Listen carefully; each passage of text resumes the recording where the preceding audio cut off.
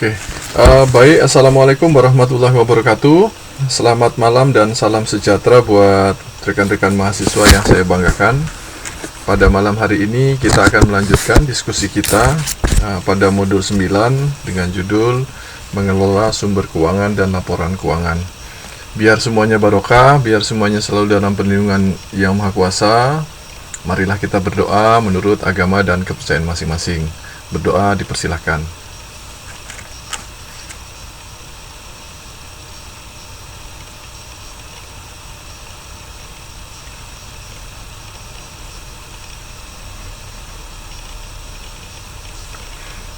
Oke, pada malam hari ini diskusi kita akan dipandu oleh kelompok berapa ya? 8. Kelompok 8 dengan anggota Mbak Wiwin, Mbak Vera, dan Mas Yusuf sama saya. Pada malam hari ini mungkin saya akan mencoba untuk membacakan berkaitan dengan pendahuluan mata kuliah atau pada modul 9 ini. Modul 9 ini akan membahas berkaitan dengan mengelola sumber keuangan dan laporan keuangan. Ketika berbicara tentang keuangan, di sini keuangan merupakan studi mengenai uang, yaitu cara membuat atau menghasilkan uang, cara membelanjakan uang atau menghabiskan uang, dan cara mengelola uang tersebut. Mengelola keuangan juga tidak dapat terlepas dari penyusunan laporan keuangan dan akuntansi keuangan. Semua kegiatan bisnis, baik bisnis keluarga yang berukuran kecil hingga bisnis korporasi yang berukuran raksasa, menggunakan bahasa akuntansi untuk meyakinkan bahwa uang yang dimiliki dapat dikelola secara bijaksana dan dapat membuat perencanaan keuangan ke depan. Organisasi yang tidak bergerak dalam bidang bisnis seperti organisasi sosial dan pemerintah juga menggunakan akuntansi untuk menunjukkan kepada para donatur dan pembayar pajak cara mereka menggunakan dana untuk memenuhi tujuan organisasi tersebut. Selanjutnya, manajemen keuangan merupakan suatu disiplin ilmu yang membuat kegiatan bisnis dapat berjalan dengan baik dan mampu mencapai tujuannya. Oleh karena itu, manajemen keuangan juga meliputi pengelolaan yang efektif, kewajiban utang, dan permodalan organisasi. Manajemen keuangan merupakan suatu fungsi mendapatkan dan mengelola dana dan sumber-sumber dana yang penting bagi berlangsungnya bisnis dengan berhasil baik. Pembahasan mengenai manajemen keuangan juga tidak terlepas dari pembahasan mengenai perbankan dan lembaga keuangan lainnya seperti selain bank. Hal ini disebabkan manajemen keuangan perusahaan atau organisasi pasti terkait dengan sistem perbankan atau sistem keuangan di suatu negara. Nah, pada modul 9 ini akan membahas mengenai kegiatan pengelolaan keuangan perusahaan bisnis yang bersifat strategis dan taktis. Modul ini terdiri dari 2 kegiatan belajar. Yang pertama, kegiatan belajar pertama yaitu membahas pemahaman mengenai manajemen keuangan yang meliputi peran keuangan dan manajer keuangan serta pembahasan mengenai akuntansi dan laporan keuangan.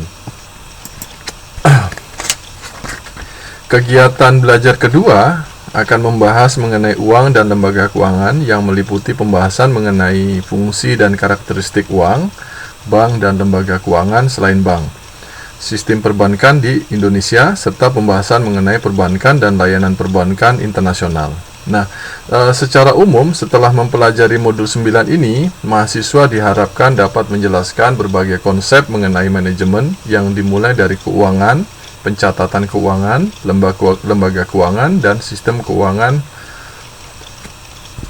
dan perbankan di Indonesia. Nah, itu merupakan bagian dari pendahuluan untuk modul 9 yang akan kita diskusikan pada malam hari ini. Baik, untuk selanjutnya saya serahkan kepada kelompok 8 untuk memandu jalannya diskusi kita pada malam hari ini. Pada kelompok 8 dipersilakan. Terima kasih Pak Nurul Hidayat. Assalamualaikum warahmatullahi wabarakatuh. Waalaikumsalam. Selamat malam Pak Nurul Hidayat, dan selamat malam juga buat teman-teman semua.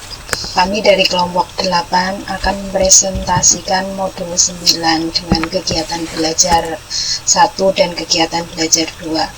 Bagian pertama akan saya presentasikan dan kemudian akan dilanjutkan oleh Mbak Vera dan Mas Yusuf.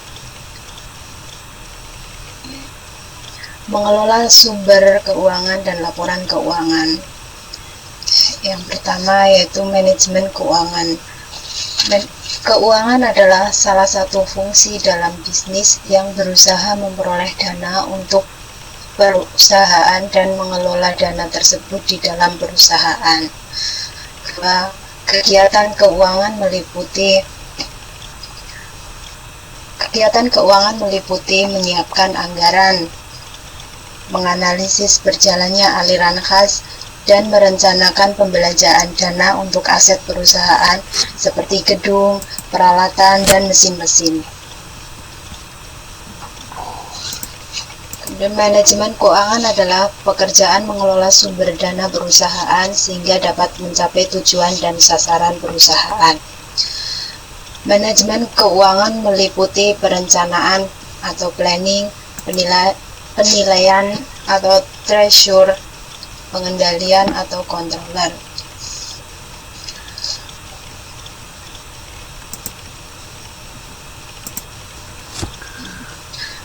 Sebentar, stop dulu. Anggaran. Mbak siapa? Mbak Wiwin bisa jelaskan apa itu perencanaan, apa itu penilaian, apa itu pengendalian dalam kaitannya dengan manajemen keuangan. Silakan.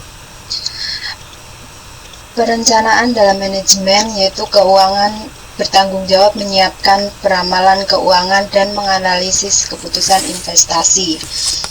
Kemudian penilaian merupakan tanggung jawab dalam suatu kegiatan keuangan termasuk pengelolaan kas, pajak, dan hubungan dengan para pemegang saham. Penilaian juga melakukan penjualan saham di pasar sekuritas kepada para investor. Sementara itu, pengendalian berfungsi melakukan pencatatan keuangan, menyiapkan laporan keuangan, dan melaksanakan audit internal. Manajemen dituntut untuk mampu melakukan keseimbangan dalam resiko dan pendapatan risk-to trade-off.